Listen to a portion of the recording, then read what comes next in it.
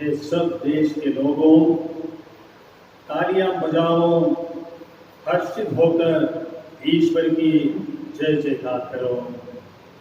पिता और पुत्र और पवित्र आत्मा के नाम पर। प्रभु आप लोगों के साथ हो और आपके साथ में। क्रिस्त में प्यारे भाइयों, बहनों एवं बच्चों, अप्रैल 22 तारीख डेक्कन हेरल्ड में एक छोटी सी रिपोर्ट आई। तजामुल और मुसामिल भाषा दो भाई कर्नाटक के कोलार में प्रवासी मजदूरों, जिसे हम अतिथि मजदूर कहना पसंद करेंगे, उनको राशन सामग्री, खाद्य सामग्री बांटते हुए इन दोनों भाइयों ने 2800 परिवारों में करीब 12,000 लोगों को कई दिनों खाद्य सामग्री बांटते रहे। जब रिपोर्टर ने उनसे पूछा ये आपने कैसे किया, उनका जवाब था, बड़ी छोटी उम्र में माता पिता बिछुड़ने के कारण हम दोनों भाई हमारे दादी माँ के साथ अनाथ थे। एक मस्जिद के पास में कुछ लोगों ने ठहरने के लिए एक छोटा सा मकान दिया। भोजन के लिए अड़ोस पड़ोस के लोग बिना कोई धर्म को देखते हुए इनकी मदद की। चौथी से लेकर आगे पढ़ाई भी नहीं कर पाए, मगर इसके बावजूद भी अपनी मेहनत से अपने पैरों खड़े होने लायक हो गया। जब उन्होंने देखा कि अभी इस समय नौकरी चले जाने के कारण या फिर बीमारी के कारण इतने सारे लोगों के घरों में परेशानी है, उन्होंने कोलार शहर में उनके 30 बाई 40 स्क्वायर फीट का की एक जमीन का टुकड़ा था, जिसे 25 लाख रुपए में उन्होंने बेची। और सारे के सारा 25 लाख रुपया तो शायद इन दोनों भाइयों की जिंदगी भर की कमाई। उन्होंने उस एरिया के 2800 परिवारों खाद्य सामग्रियों के रूप में बांट दी। प्यारे भाई और बहनों, बहुत सारे लोगों ने इस प्रकार से काम किया है। बॉलीवुड के या फिर हमने साधारण डर के हमारी कलीसिया की तरफ से भी करीब करीब सभी संस्थाएं भी इस प्रकार का काम करती है। हम सबको इस प्रकार काम करने के लिए प्रेरणा कहां से मिलती है? आज के सुसमाचार में संत मत्ती का सुसमाचार अध्याय 10 वाक्य नंबर 42 में आप पढ़ेंगे, जो मेरे इन छोटों में से किसी एक को एक प्याला पानी तक दिया है, मैं यकीन दिलाना चाहूंगा कि वे कभी भी अपने पुरस्कार से वंचित नहीं रहे। पुरस्कार क्या है? मत्ती का सुसमाचार अध्याय 25 वाक्य नंबर 34 से लेकर हम पढ़ते हैं। अंतिम न्याय के समय जब मानव पुत्र महिमा मंडित होकर अपने स्वर्गदूतों के साथ विराजेंगे, सारी मानव जाति को दाएं और बाएं एकत्रित करेंगे और दाएं एकत्रित किए हुए लोगों को संबोधित करते हुए कहेंगे, मेरे प्रभु के कृपा पात्रों, आओ और उस राज्य के उत्तराधिकारी बनो जो तुम्हारे लिए प्रारंभ से दिया गया। क्योंकि मैं भूखा था, नंगा था, परदेशी था, बीमार था, कैदी था, तुम लोगों ने मेरी परवरिश की। प्यारे भाई बहनों, क्रिस्तीय जीवन का आधार, मूल शक्ति ये है। भले ही आज का सुसमाचार का पाठ का यह आखिरी वाक्य है, वाक्य नंबर अध्याय 10 में वाक्य नंबर 37 से लेकर 42 तक, मगर इस परिच्छेद का पहला वाक्य मैं आपको पढ़ के सुनाना चाहूंगा कि जो कोई अपने माता या पिता को मुझसे ज्यादा प्यार करता है वो मेरे योग्य नहीं है। जो कोई अपने पुत्र या पुत्री को मुझसे ज्यादा प्यार करता है तो वो मेरा योग्य नहीं है।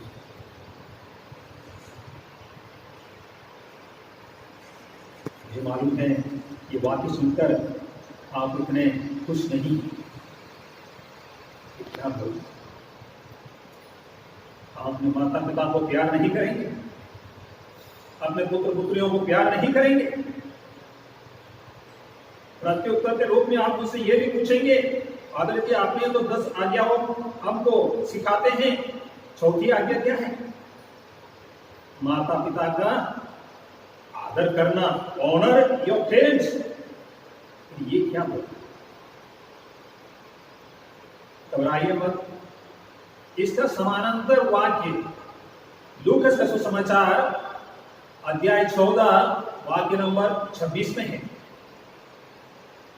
वहां क्या लिखा है?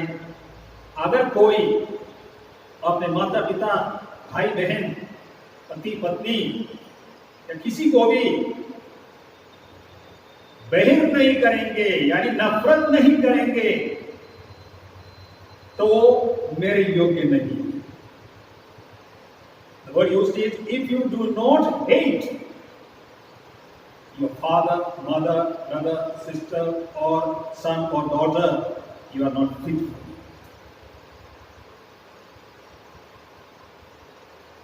Now you are not only puzzled, you are shocked.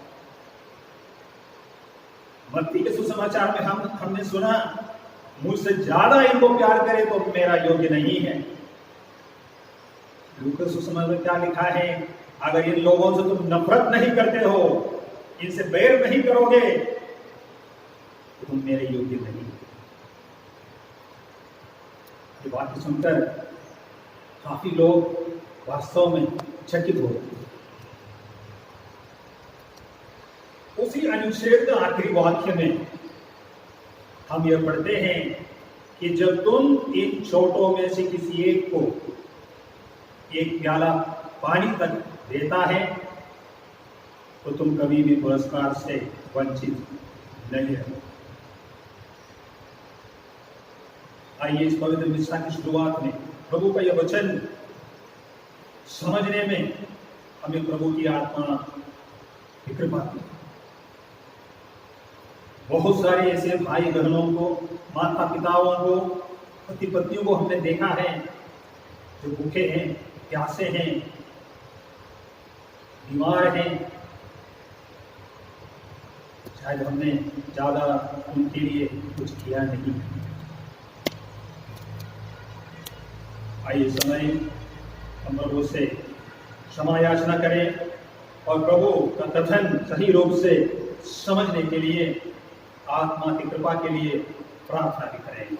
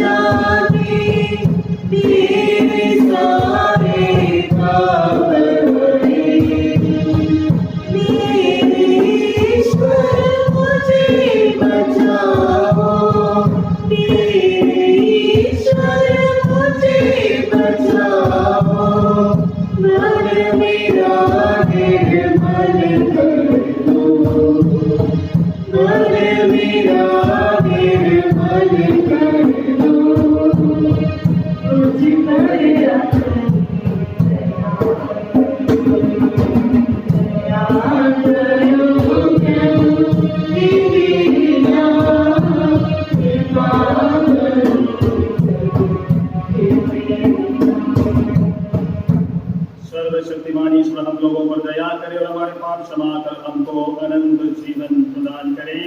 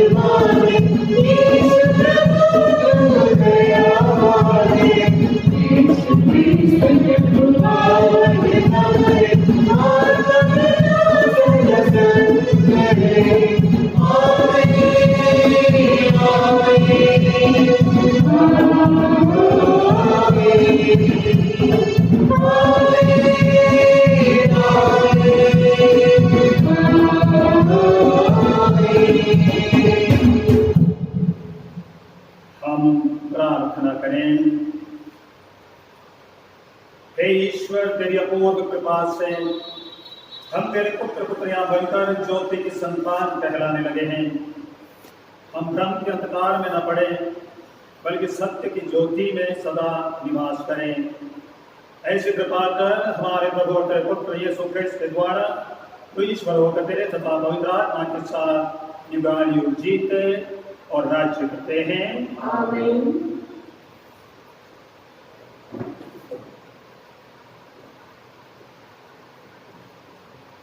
पहला पाठ राजाओं का दूसरा ग्रंथ से अध्याय 4 पवित्र वचन 8 से 11 और 14 से 16 तक। पाठ का मुख्य वाक्य है, यह एक ईश्वर भक्त जन संत है, वह यहाँ विश्राम करे। एलियस किसी दिन सोने होकर जा रहे थे। वहां की एक धनी महिला ने उससे अनुरोध किया कि वह उसके यहाँ भोजन करे। इसके बाद जब जब उसे वहां होकर जाना था तो वह उसके यहाँ भोजन करता था। उसने अपने पति से कहा, मुझे विश्वास है कि जो हमारे यहाँ भोजन करने आया करते हैं वह एक ईश्वर भक्त संत है। हम छत पर एक छोटा सा कमरा बनवाए। हम उसमें पलंग, मेज, कुर्सी और दीपक रख दें। जब वह हमारे यहाँ आएंगे तो उसमें विश्राम करेंगे। एलियस किसी दिन आया और छत पर चढ़कर वहां सो गया। एलियस ने कहा, मैं उस महिला के लिए क्या कर सकता हूं? उसके नौकर गदची ने उत्तर दिया, उसके कोई पुत्र नहीं है और उसका पति बूढ़ा है। एलियस ने कहा, उसे बुलाओ। उसने उसे बुलाया और वह द्वार पर खड़ी हो गई। तब एलियस ने कहा, अगले वर्ष इसी समय तुम्हारे गोद में पुत्र होगा। यह प्रभु की वाणी है। ईश्वर को धन्यवाद।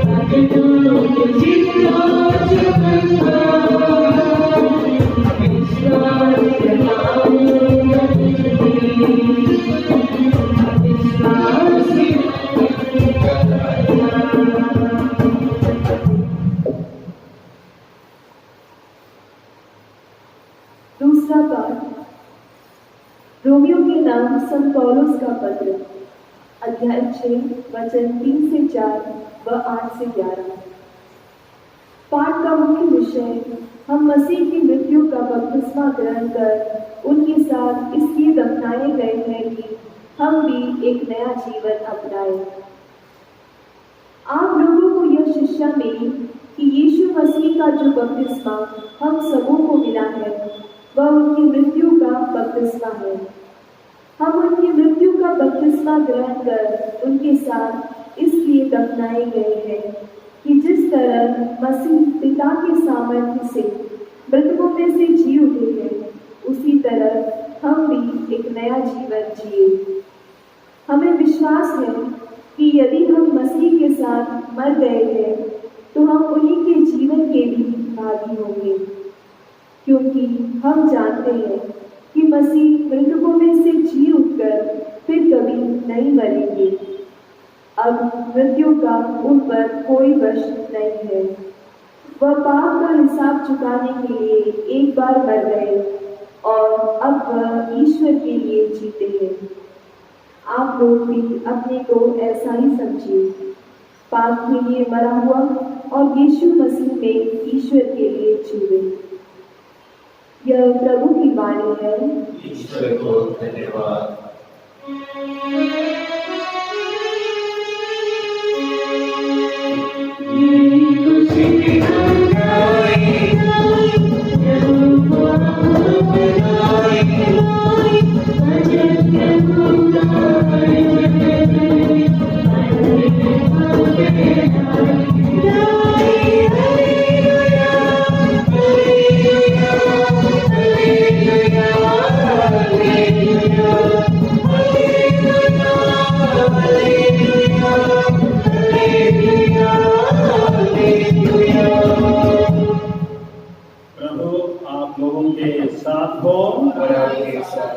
संत मत्ती के अनुसार पवित्र सुसमाचार। यीशु ने 12 प्रेरितों से कहा, जो अपने पिता या अपनी माता को मुझसे अधिक प्यार करता है वह मेरे योग्य नहीं है। जो अपने पुत्र या अपनी पुत्री को मुझसे अधिक प्यार करता है वह मेरे योग्य नहीं है। जो अपना क्रूस उठाकर मेरा अनुसरण नहीं करता वह मेरे योग्य नहीं। जिसने अपना जीवन सुरक्षित रखा है वह उसे खो देगा, और जिसने मेरे कारण अपना जीवन खो दिया है वह उसे सुरक्षित रख सकेगा।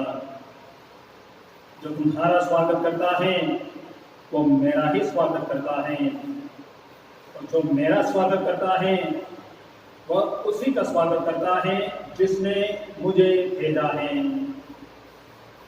जो नबी का इसलिए स्वागत करता है कि वह नबी है, वो नबी का पुरस्कार पाएगा, और जो धर्मी का इसलिए स्वागत करता है वह धर्मी है, तो वह धर्मी का पुरस्कार पाएगा।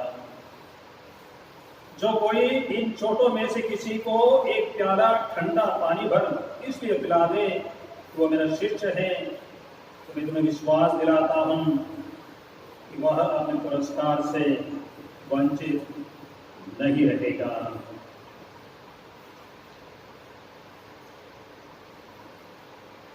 हमारे प्रभु का पवित्र सुसमाचार।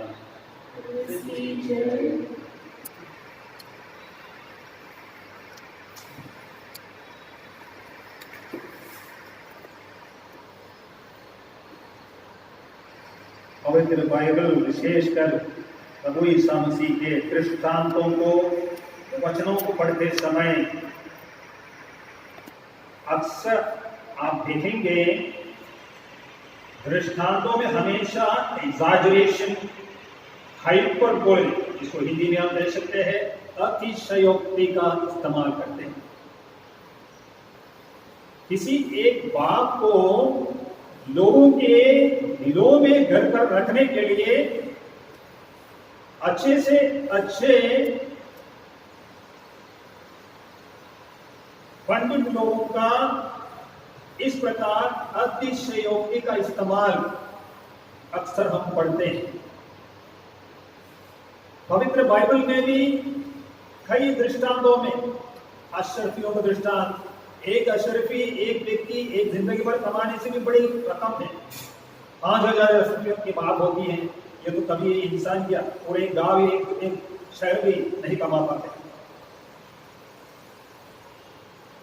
Exaggeration to show the contrast, ये एक बढ़िया तरीका है प्रभु यीशु मसीह के द्वारा इस्तेमाल किए जाते कुछ विशेष संदेश को पहुंचाने के। आपको पता है पूरे 2.5-3 साल के सार्वजनिक जीवन में बहुत कम लोगों ने सामने आकर प्रभु को कहा मैं आपका शिष्य बनना चाहूंगा। एक बहुत सुंदर घटना संत लूका का सुसमाचार अध्याय 9 पद संख्या 57 में आप पढ़ेंगे। एक व्यक्ति बड़ी खुशी के साथ प्रभु के पास जाकर बोलते हैं, मैं आपका शिष्य बनना चाहता हूं, आप जहां कहीं भी जाएंगे मैं पीछा करूंगा। साधारण तौर पर कोई भी नेता ये सुनकर बहुत खुश हो जाता, चलो बेटा आगे आ जाओ। प्रभु ने क्या जवाब दिया? आकाश के पक्षियों को घोंसले, लोमड़ियों को मानते, मानव पुत्र को अपने सिर कटने के लिए कोई जगह नहीं। अब इसके बाद उस व्यक्ति ने क्या किया, पवित्र बाइबल हमको नहीं बताती है, पर हम अंदाज लगा सकते हैं वो दुखी होकर चला गया होगा। उसके बाद एक दूसरी घटना सब लोग सबको बताते हैं, प्रभु ने जाकर किसी एक व्यक्ति को बोला, बेटा आ जाओ मेरे शिष्य के रूप में। उसने क्या कहा, मैं तैयार हूं, मगर आज मेरे पिताजी की डेथ हो रही है घर पे, मुझे जाकर उसको दफनाने दो, मैं उसके बाद आपके पीछे आ रहा हूं। प्रभु ने क्या कहा, मुर्दों को दफनाने दो। Very very tough expression used by Jesus, let the dead बरी द डेड। तुम स्वर्ग राज की घोषणा। उसके बाद उसने क्या किया ये भी लिखा हुआ नहीं। एक और घटना है, जब एक व्यक्ति आकर बोलता है, मैं आपका शिष्य बनने के लिए तैयार हूं, बस मेरे मम्मी पापा जिसने मुझे पालन पोषण किया, बड़ा किया, छात्र मैं उसको अलविदा करूं और उसके तुरंत बाद आ रहा हूं। क्या कोई गलत डिमांड रखी उसने? माता पिता यहां बैठे हुए, आपको क्या लग रहा है, आपको बच्चे विशेष रूप से बुलाहट लेकर फादर या सिस्टर बनने के लिए जाने से पहले आप लोगों को बताए बिना जाएंगे तो आपको अच्छा लगेगा? मुझे इसी बात प्रभु ने क्या जवाब दिया, जो व्यक्ति हल्की मूठ पर पकड़ने के बाद पीछे मुड़कर देखता है, मेरे शिष्य बनने के लिए योग्य नहीं।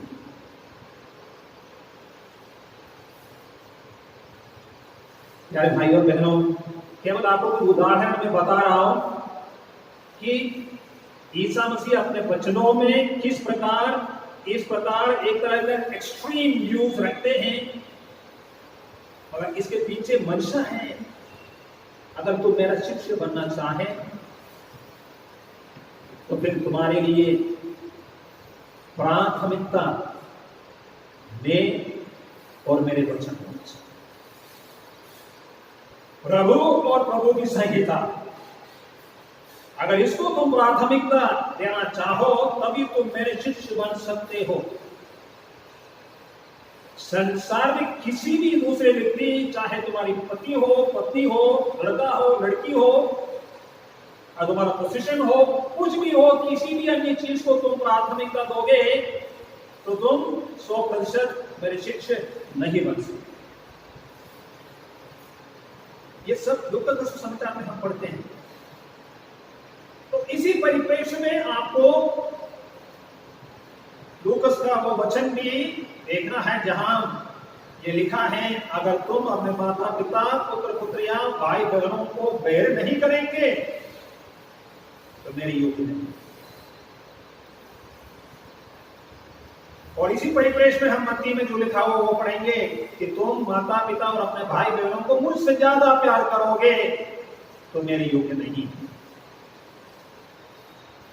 शायद आपको समझ में आ गया प्रभु क्या कहना चाहते हैं।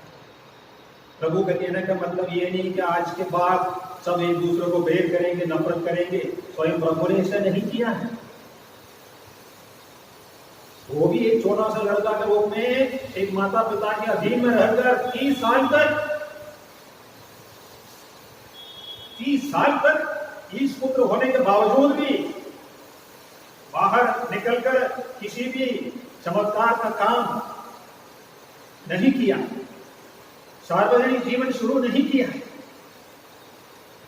कि आज की तारीख में 30 साल तक कोई लड़के को आप अपने माता पिता के अधीन में रहते हुए हमेशा अपनी तरफ से कुछ कहते हुए या करते हुए आप देख पाओगे? तो अपने माता पिता से प्रभु ने कभी नफरत नहीं किया है, प्यार जरूर किया है, मगर ज्यादा प्यार किसको दिया है? वही लूकास सुसमाचार अध्याय 2 में हम पढ़ते हैं, मंदिर में त्योहार मनाने के लिए यूसुफ और मरियम बालक यीशु 12 साल का मंदिर में ले जाते हैं। वापस आने पर क्या हुआ? उनको बिना बताए बालक यीशु मंदिर में। उस जमाने की बात है, मोबाइल नहीं है, ट्रांसपोर्टेशन नहीं है, चल के जाते चल के वापस आते। 3 दिन के बाद वापस चलने के बाद मंदिर में पहुंच गया। तब पूछा उससे, बेटा तूने ऐसे क्यों किया? प्रभु का जवाब है, आप लोगों ने मुझे क्यों ढूंढा? क्या आप नहीं जानते कि मैं प्रभु के घर में ही होऊंगा? यही है, प्यार जरूर करते थे अपनी मम्मी पापा से, मगर प्राथमिकता, प्रायोरिटी इज फॉर गॉड।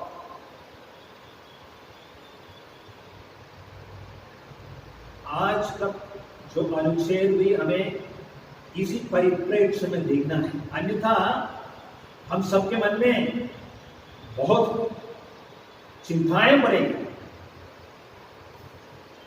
मैंने पसीना बहाकर परेशान करके लॉकडाउन के समय में भी खतरा मोड़ लेकर फैक्ट्रियों में जाते हूं या जाती हूं, काम करता हूं या करती हूं। क्या ऐसे बच्चों से मुझे नफरत करने की बात करता है?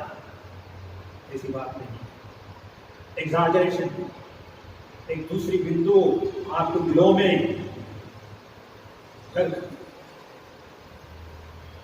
वो है आखिरी वचन 42 में आपने जो पढ़ा, इन छोटों में से किसी एक को एक प्याला ठंडा पानी तक तुम पिलाओगे, तुम मेरे शिष्य बनोगे, तुम्हारा पुरस्कार से तुम कभी वंचित नहीं रहोगे। और भी गहराई में जाकर देखते हैं इसका मतलब क्या है। माता पिता और पुत्र पुत्रियों को ईर्ष्या से ज्यादा प्यार करने का मतलब अभी एक छोटा सा उदाहरण से आपको बताता हूं। हमारे घर के सामने एक गरीब व्यक्ति आता है, बहुत सुंदर भोजन हमने घर में बना कर रखा है, मैंने मेरे बच्चों के लिए बहुत स्वादिष्ट भोजन रखा है। एक गरीब भूखा प्यासा व्यक्ति मेरे घर के सामने आएगा तो क्या मेरे बच्चों के लिए विशेष रूप से तैयार किए हुए भोजन क्या मैं वहां से उठाकर इस गरीब भूखा प्यासा व्यक्ति को दे पाऊंगा? दे पाऊंगा? सोच लीजिए, हम अपने बच्चों को बहुत प्यार करते हैं, इसलिए संडे के दिन छुट्टी मिलने पर विशेष भोजन बनाते हैं। अगर हमारे सामने वो कंगाल, वो विधवा, वो लूला, वो लंगड़ा, वो अंधा, जिसे प्रभु कहते हैं भोजन करते समय हमें, भोज करते समय हमेशा आमंत्रित करने के लिए सामने खड़ा है, और मेरे लाडले पुत्र पुत्रियां यहां बैठे हैं भोजन के लिए, ये उठाकर मैं उसको कैसे दूं?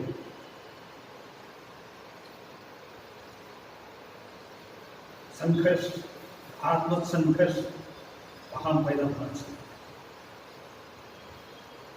हर एक माता पिता को उस समय आत्म संघर्ष महसूस होना चाहिए। मेरे बच्चों के प्रति मेरा प्यार इस समय उसको प्राथमिकता देनी है, या फिर मेरे सामने जो खड़ा है वो प्रभु ही है, इसको देख उसको देना है। इस प्रकार के कई घटनाएं हमारे साधारण जीवन में होती रहती है। अधिकतर समय आप और मैं प्रलोभित होकर भी मैं बोल रहा हूं, इन सब की अनदेखी करता हूं, और मेरे पास इसके लिए हजारों एक्सक्यूजेस हैं। मेरे विद्यालय में या फिर मेरे पल्ली में जो कुछ है, ये कुछ लोगों के लिए मैंने लाकर रखा। विद्यालय में जो कुछ है बच्चों के लिए है, मेरे पल्ली में जो कुछ है मेरे पल्ली के लोगों के लिए है, तो पल्ली के बाहर का व्यक्ति आएगा तो मैं उसको कैसे दे सकता हूं? मुझे उसके लिए पल्ली सलाहकार समिति से छुट्टी लेनी चाहिए। बहुत सारे इस प्रकार का एक्सक्यूजेस हम बता सकते हैं। मैं अपना उदाहरण इसलिए बता रहा हूं, आप इस प्रकार बहुत सारे उदाहरण बताएं। ये जो पैसा मेरे पास है, मेरी बेटी की शादी के लिए मैंने कमाया है, संभाल कर रखा है, आलतू फालतू काम के लिए नहीं है। क्या है आलतू फालतू काम? ये जो मेरे सामने खड़ा है, भूखा प्यासा नंगा बीमार व्यक्ति, जो प्रभु का ही प्रतीक है, ये आलतू फालतू है उस समय मेरे लिए। प्रभु यीशु मसीह हमारे उस सोच पर कुल्हाड़ी मार रहे हैं। तुम्हें चुनना है प्रभु और प्रभु की संहिता, या फिर तुम्हारे अपनों के लिए प्यार और प्यार। अगर ऐसे एक अंतर संघर्ष तुम्हारे दिल में आओगे, तुम किसको चुनोगे? तो तीनों उदाहरण आपको मैंने जो बताया, पिताजी का दफनाना पुण्य काम है, एक बच्चे की जिम्मेदारी है। माता पिता को अलविदा बोलना कोई गलत काम नहीं है, करना ही है। या जबकि आपको शायद मालूम है, पुराने विधान में नबी एलाइजा जब एलीशा को बुलाते हैं, एलीशा क्या बोलते हैं? मैं अभी आपको उत्तराधिकारी बनने के लिए तैयार हूं। वो खेत में था, पहले मुझे घर पे जाकर मम्मी पापा को टाटा बोलने दो। पुराने विधान में नबी एलाइजा ने उसको छुट्टी दी, परमिशन दी है। यीशु मसीह एक कदम और आगे बढ़ता है, कहते हैं मेरे शिष्य बनना है, तुरंत इसी वक्त मेरे कहने पर तुम्हें चलना है। ये जो टेंशन, आत्मीय संघर्ष हमारे दिल में पैदा हो गया इस महामारी के समय में, इस प्रकार का एक आत्मीय संघर्ष हमारे दिलों में रहे, अच्छा है। हम हमारे बच्चों के भविष्य को लेकर बहुत चिंतित हैं, अगर उससे भी ज्यादा चिंता करने की कुछ बातें हैं। आत्मीय संघर्ष हमें होना चाहिए। ये दो विकल्प हमारे सामने आएंगे, हम किसको चुनेंगे? क्यों नहीं हम हमारे बच्चों को ऐसे सिखाएं? तेरे लिए तैयार किए हुए हर चीज से भी बढ़कर एक चीज है, ईश्वर और ईश्वर का हिसाब। बेटा जब तुम बड़ा हो जाओगे, बेटी तुम जब बड़ी हो जाओगी, तुम्हारे जीवन में भी इस प्रकार का जब संघर्ष आता है, ईश्वर या ईश्वर के कायदे को चुनना है, या फिर मानव या मानव के सिद्धांतों को चुनना है। ईश्वरीय सिद्धांतों को चुनने के लिए हमें हमारे बच्चों को सिखाना है, जिसके लिए स्वयं हमें सबसे पहले माता पिताओं को इसका पालन करना है। पुरोहित होकर मुझे यह काम पहले करना है। सलाहकार समिति की छुट्टी बाद में भी ले सकते, अभी इस समय जरूरतमंद व्यक्ति मेरे सामने आया, उसका दिल खोलकर मुझे उसकी सहायता करनी है। आज के मिसाल की शुरुआत में मैंने उन दोनों भाइयों की बात कही, अपने जिंदगी भर कमाई हुई 30x40 स्क्वायर फीट यानी 1200 स्क्वायर फीट, आप सब जानते हैं ये तो बहुत बढ़िया मकान बनाने के लिए सुंदर प्लॉट है।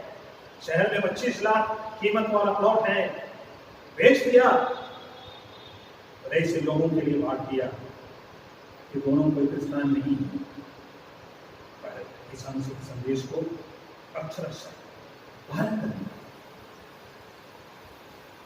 यही प्रभु चाहते हैं। इसलिए प्रभु कहते हैं तुम अपना क्रूस उठाकर मेरे पीछे हो जाओ, तब मेरे योग्य बनो। जब क्रूस वाली बात सुनने पर कभी ऐसे नहीं सोचना प्रभु स्वयं अपने क्रूस मरण की भविष्यवाणी कर रहे, ऐसा कुछ नहीं है।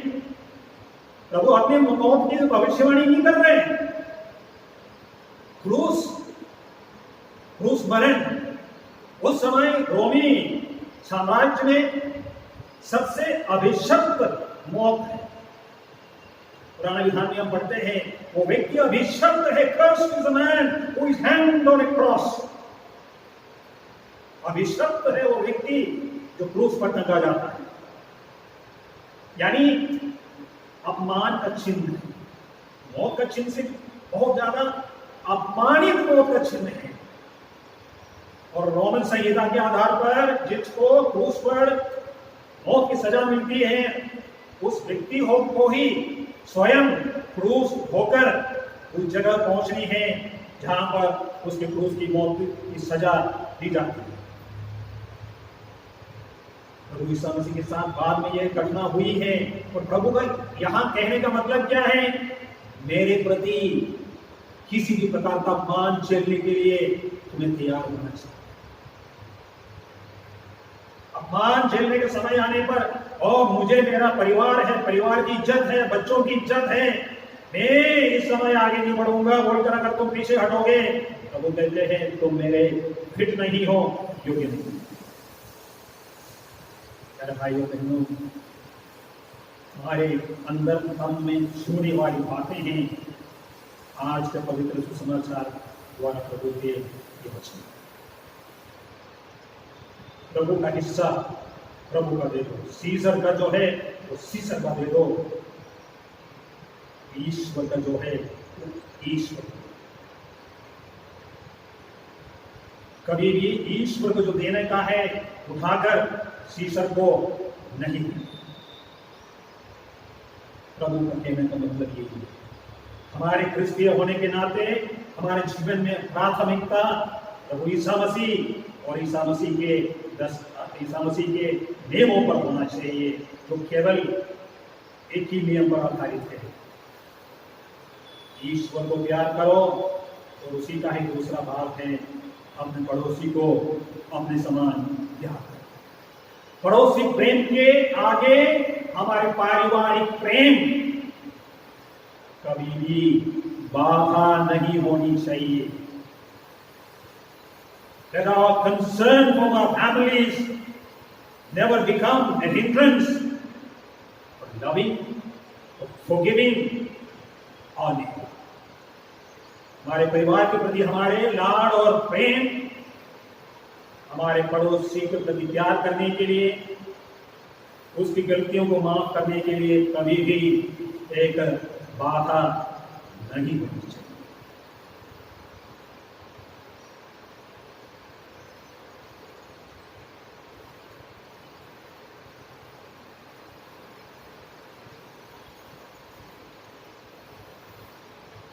आइए हम सब मिलकर हमारे विश्वास की घोषणा करें। हम स्वर्ग और पृथ्वी के सृष्टिकर्ता सर्वशक्तिमान पिता ईश्वर पर विश्वास करते हैं, जो पुत्र हमारे प्रभु यीशु क्रिस्त में हम विश्वास करते हैं, जो पवित्र आत्मा के द्वारा जगत में आए और बड़े प्रेम से जन्मे, उन्होंने मनुष्यों के रास्तों से संसार में दुख होगा, वह क्रूस पर चढ़ाए गए, मर गए, दफनाए गए और दोनों उतरे, वह तीसरे दिन मृतकों में से जी उठे, स्वर्ग में सर्वशक्तिमान पिता ईश्वर पिता में विराजमान है और वहां से जीवितों और मृतकों का न्याय करने आएंगे। हम पवित्र आत्मा और कैथोलिक कलीसिया, धर्मियों की सहभागिता, पापों की क्षमा, शरीर के पुनरुत्थान और अनंत जीवन में विश्वास करते हैं। आमीन। ये भाई बहनों, पिता ईश्वर हमारे सभी बड़े कार्यों के लिए पुरस्कार प्रदान करता है। शून्य की महिला जो नबी एलियस के प्रति आदर सत्कार व्यक्त करती है, इसके फलस्वरूप उसे पुत्र प्राप्त होता है। हम पिता ईश्वर के समक्ष अपनी प्रार्थनाएं रखें और सब मिलकर कहें, हे पिता हमारी प्रार्थना सुन। हे पिता हमारी प्रार्थना सुन। हम सब पिता, सभी धर्माध्यक्ष, पुरोहितगण एवं धर्म संघ की कलीसिया के अगुवा होने के नाते ईश्वर के राज्य और उसके विकास के लिए अथक परिश्रम कर सके, इसके लिए हम पिता ईश्वर से प्रार्थना करते हैं। हे पिता हमारी प्रार्थना सुन। दुनिया के सभी ईसाई विश्वासियों के लिए प्रार्थना करें कि वे यीशु दिव्य गुरु, मार्ग, सत्य और जीवन का अनुसरण करते हुए प्रेम, शांति और एकता के उदाहरण को प्रस्तुत करें। इसके लिए हम पिता ईश्वर से प्रार्थना करते हैं। हे पिता हमारी प्रार्थना सुन। सभी माताओं के लिए कि उन्हें मातृत्व जीवन के एक सुखद आनंद की अनुभूति हो सके और वे जो भी त्याग परिवार की खुशी और हित के लिए करते हैं, ईश्वर उन्हें पुरस्कृत करे। इसके लिए हम पिता ईश्वर से प्रार्थना करते हैं। हे पिता, हमारी प्रार्थना सुन। निसंतान दंपतियों के लिए जो संतान प्राप्त करने की तीव्र इच्छा के बावजूद असफल होते हैं और दूसरे के बच्चों को गोद लेकर अपनी लालसा को पूरा करते हैं, वे जीवन में खुशी और संतुष्टि का अनुभव प्राप्त करें। इसके लिए हम पिता ईश्वर से प्रार्थना करते हैं। हे पिता, हमारी प्रार्थना सुन। सभी बच्चों के व्यक्तित्व का पूर्ण विकास एवं अच्छी देखरेख माता पिताओं और अभिभावकों के द्वारा हो सके, इसके लिए हम पिता ईश्वर से प्रार्थना करते हैं। हे पिता, हमारी प्रार्थना सुन। हम अपने व्यक्तिगत निजी निवेदन इस समय प्रभु के शरणों में समर्पित करें। हमारे पारिवारिक आवश्यकताओं को रखने के साथ साथ हमारे पड़ोस में रहने वाले, मेरा पड़ोसी कौन है, जो भी जरूरत में है, सब मेरे पड़ोसी। इस समय बीमार पड़े करीब करीब 1 करोड़ लोग एक ही बीमारी के जो मरीज हैं। अन्य कई प्रकार की बीमारियों से पीड़ित अनेक करोड़ लोग हैं हमारे साथ। ये सब हमारे भाई बहन। इस प्रार्थना के समय मानसिक रूप से हम उन सबों से जुड़े रहे और उनके लिए प्रार्थना करें। करीब 4-5 लाखों की जानें एक ही बीमारी की वजह से हुई है 3 महीने में, और अन्य कई प्रकार की बीमारियों की वजह से लाखों करोड़ों लोगों की जानें गई है। उनके परिजन दुखी हैं, उनके साथ हम जुड़े रहे।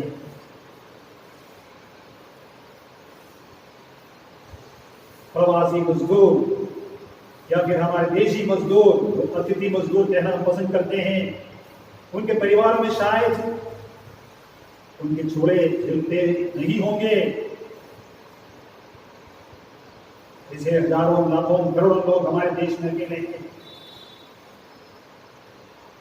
उनके साथ भी एक मानसिक संबंध बनाए रखते हुए उन सब की आवश्यकताओं को प्रभु शरणों में समर्पित करें।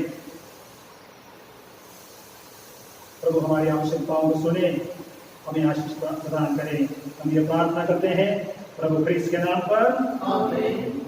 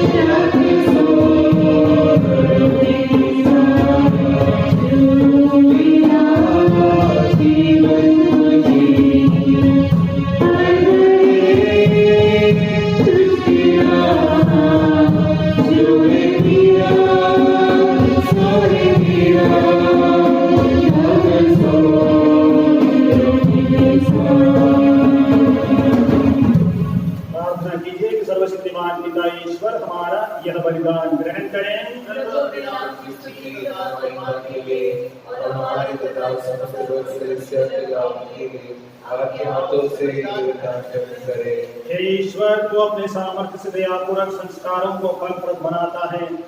हमें शक्ति प्रदान करके हम इस पवित्र संस्कार का अनुष्ठान योग्य रीति से करें। हम यह प्रार्थना करते हैं प्रभु ख्रीस्त के द्वारा। प्रभु आप लोगों के साथ हो। प्रभु में मन लगाइए। हम अपने प्रभु ईश्वर को धन्यवाद दें। हे पूज्य पिता, यह परम उचित हमारा कर्तव्य तथा कल्याण है कि हम सदा और सर्वत्र तुझे धन्यवाद दें। यह तेरी अपार महिमा की विशेषता है कि तू ईश्वर होकर भी मनुष्य की सहायता करता है। तूने हमारे मरणशील स्वभाव को ही मुक्ति का साधन बनाया और जिस पाप के कारण मनुष्य का विनाश हुआ उससे तूने उनका उद्धार किया। इन्हीं प्रभु यीशु के द्वारा दूरगण तेरे आधिपत्य की आराधना करते और तेरे सम्मुख युगानुयुग उल्लसित रहते हैं। उन्हीं स्वर्गदूतों के स्वर में अपना स्वर मिलाकर हम तेरी स्तुति करते हुए निरंतर एक स्वर से गाते हैं।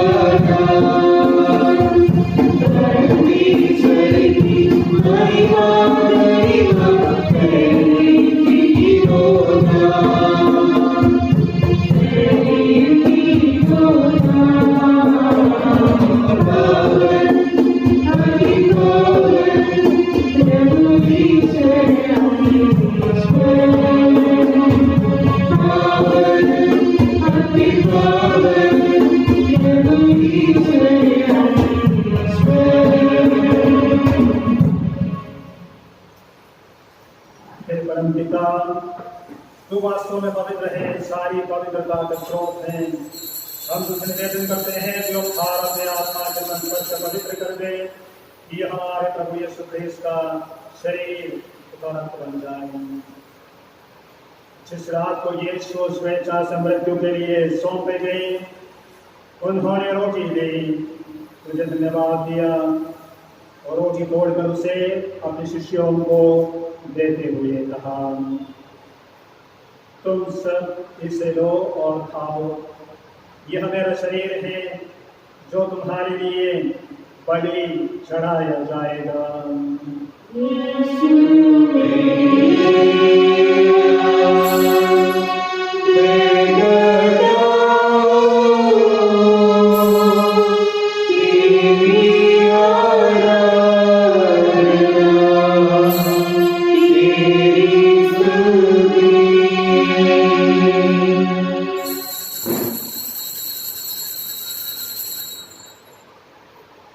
इसी भांति भोजन के बाद उन्होंने कटोरा लिया, तुझे धन्यवाद दिया और उसे अपने शिष्यों को देते हुए कहा, तुम सब इसे लो और पियो, यह मेरे रक्त का कटोरा है, नवीन और अनंत व्यवस्थान का रक्त जो तुम्हारे और सबों के पापों की क्षमा के लिए बहाया जाएगा।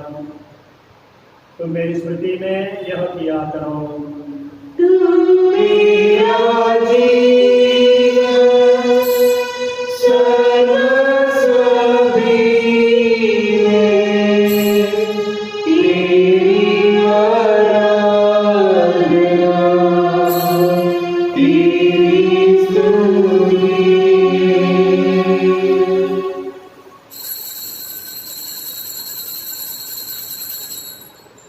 यह है हमारे विश्वास का रहस्य, ख्रीस्त जी उठे, ख्रीस्त महिमा के साथ फिर आएंगे।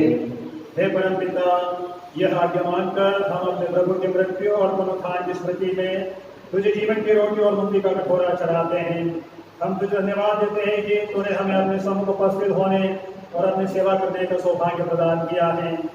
हमारा नम्र निवेदन है कि हम सब जो ख्रीस्त का शरीर तथा रक्त ग्रहण करते हैं, पवित्र आत्मा के द्वारा एकता के सूत्र में बंधे रहें। प्रभुवर हमारे संत पिता फ्रांसिस, हमारे धर्माध्यक्ष देव प्रसाद और जोसफ और सभी याजकों के साथ विश्व भर में फैली अपनी कलीसिया की सुधि दे तथा इसे प्रेम में सिद्ध बना दे। हे प्रभु, हमारे उन भाई बहन से मिले जो पुनरुत्थान की आशा में परसदार चुके हैं, उन्हें और सभी मृतकों को और पुण्य दर्शन सौभाग्य प्रदान कर हम सब दया दृष्टि डाल कि हम भी अनंत में सहभागी बने और ईश्वर की माता धरनी वाली मरियम उनके संयोग प्रेम और सब संतों के साथ जो गीत में तेरे विश्व सेवक सेविका बने रहे, तेरा स्वीकार कर सके तेरे पुत्र यीशु क्रिस्त के द्वारा। प्रभु क्रिस्त के द्वारा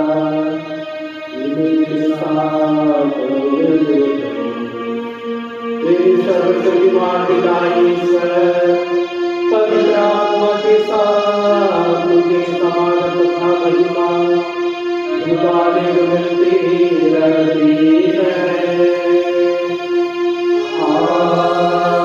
आमीन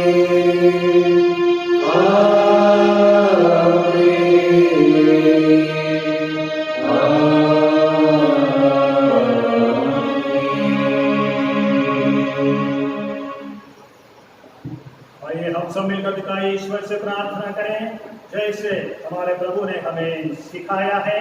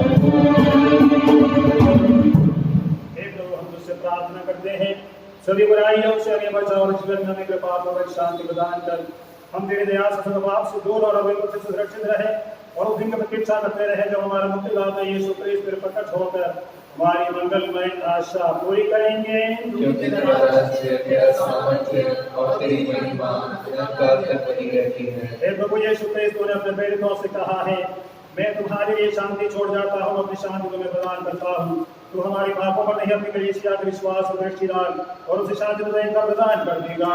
जीता और राज्य करता है। प्रभु की शांति सदा आपके साथ हो। परस्पर प्रेम भाव रखिए।